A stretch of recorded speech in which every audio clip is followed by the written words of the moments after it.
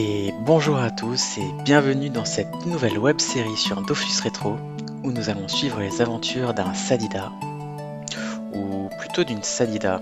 Il faut dire qu'elle est quand même beaucoup plus agréable à regarder. Alors je tenais à vous dire tout d'abord que cette web série sera un véritable challenge pour moi car je n'ai pas du tout d'expérience en voix off ou en montage vidéo. Et je n'ai jamais vraiment été un gros geek non plus de Dofus, donc je compte sur votre indulgence pour la qualité de la vidéo et surtout de mon stuff. L'idée c'est vraiment de passer un moment de chill et puis de redécouvrir le jeu ensemble, que vous soyez joueur ou non de Dofus Rétro. Alors pourquoi j'ai choisi Dofus Rétro? Parce qu'en fait, je jouais un Osamoda haut level, je crois que j'étais à peu près 120, donc pas très haut level non plus. Et dans Dofus 3, le Samodas n'invoque plus de crackler. Genre pour moi c'était impossible quoi. Donc c'était pour ça que je me suis dit que Dofus 3 c'est un jeu qui est certainement très très bien, je n'ai rien à redire là-dessus, mais c'est juste que c'est pas le jeu auquel je voulais jouer. Donc c'est pour ça que je suis passé sur Dofus Rétro et qu'on va essayer de se remettre dans le même mood qu'à l'époque.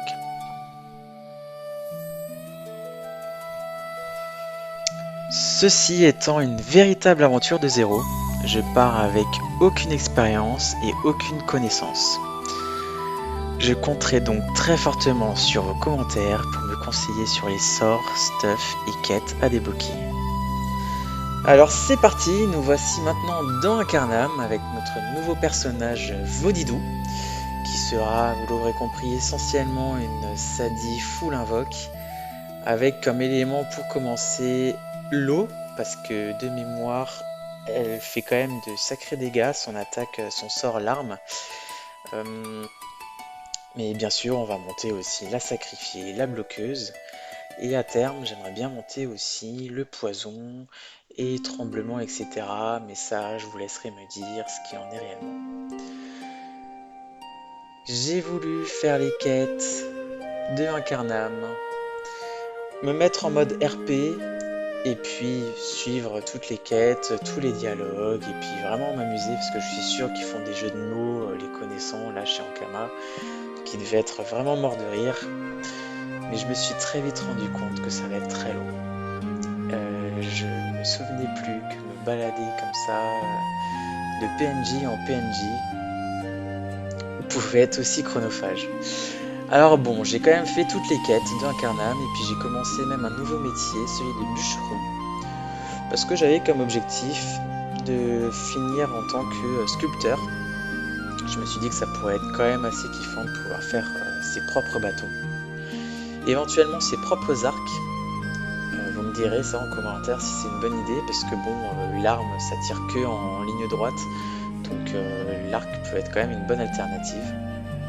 Et puis en règle générale, il faut de toute façon avoir un métier pour se faire des kamas. Donc j'ai pas mal chômé et donc on s'y met quoi.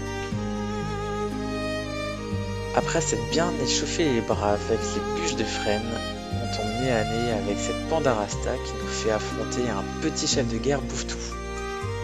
Alors je commence à peine l'aventure, je suis niveau 3, et ce bouffe-tout là, il a à peu près 4 fois mon niveau. Alors heureusement je suis pas tout seul, il y avait ma bloqueuse qui m'a quand même bien sauvé la vie, et puis mine de rien le poison aussi, il a bien fait son taf.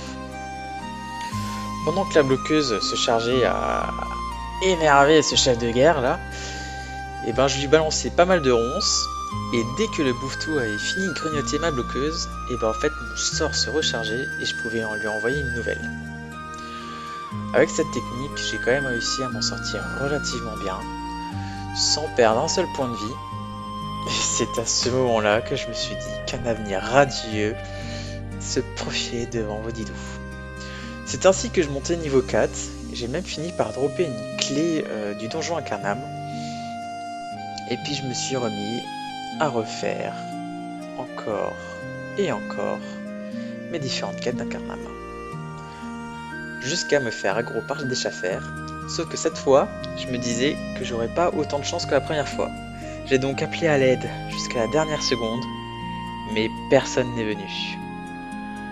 Alors déjà, le premier combat, c'était pas évident contre un niveau 12, mais cette fois je suis contre 3 niveaux 12. Je vous passe les détails. Bien évidemment, mon deuxième combat fut un terrible échec, et je finis par me retrouver à la statue d'Incarnam. Voilà, c'est ainsi que se passa ma première mort. Je me suis dit que j'allais peut-être recouper un petit peu du bois, c'est finalement la seule chose que je sais bien faire dans ce monde. Parce que regardez, même les combats devant les pios, c'est catastrophique quoi. J'avais pas vu qu'il faisait 4 PM le pio rose. Et puis bah du coup au corps à corps, je perds la moitié de mon point de vie devant un petit poussin quoi. Bon, je pars quand même essayer d'affronter cette Osamodas à grande gueule.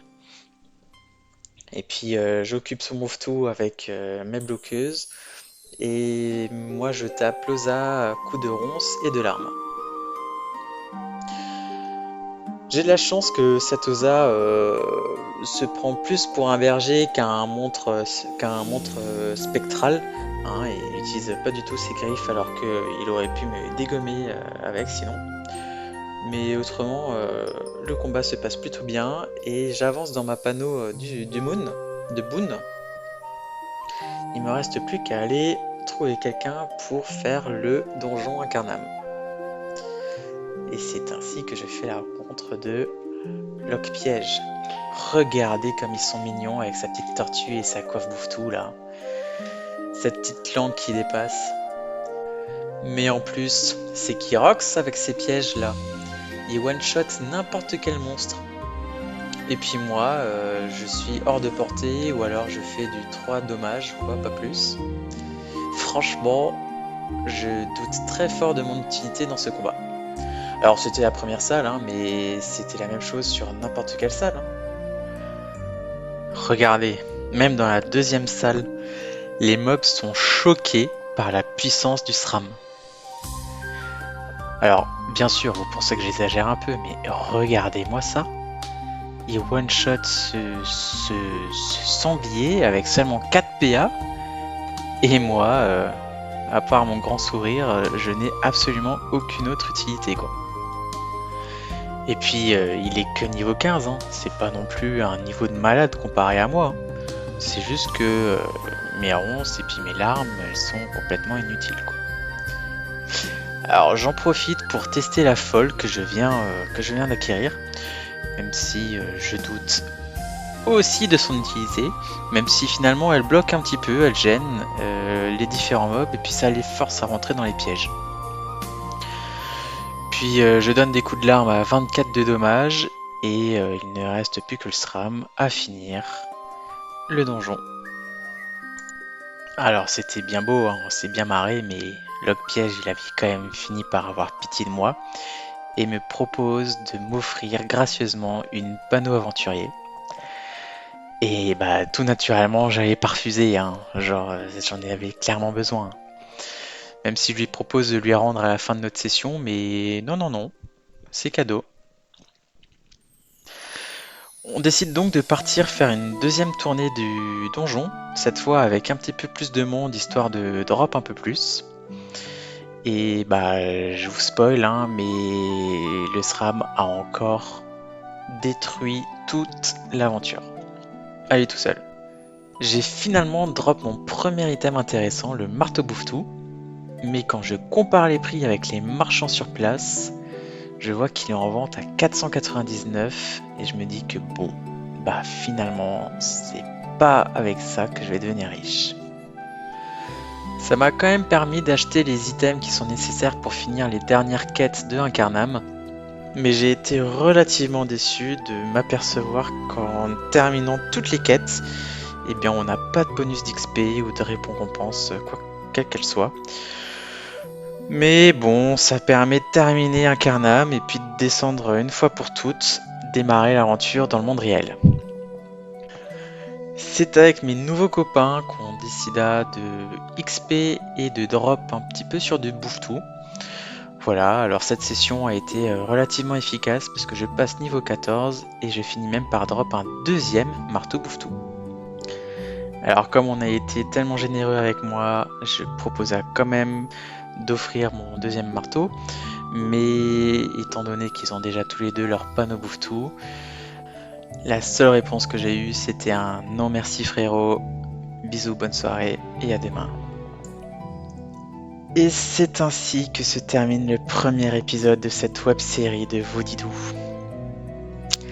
Alors je vous laisse terminer avec ce mythique combat contre les écureuils avec l'une de ses cousines.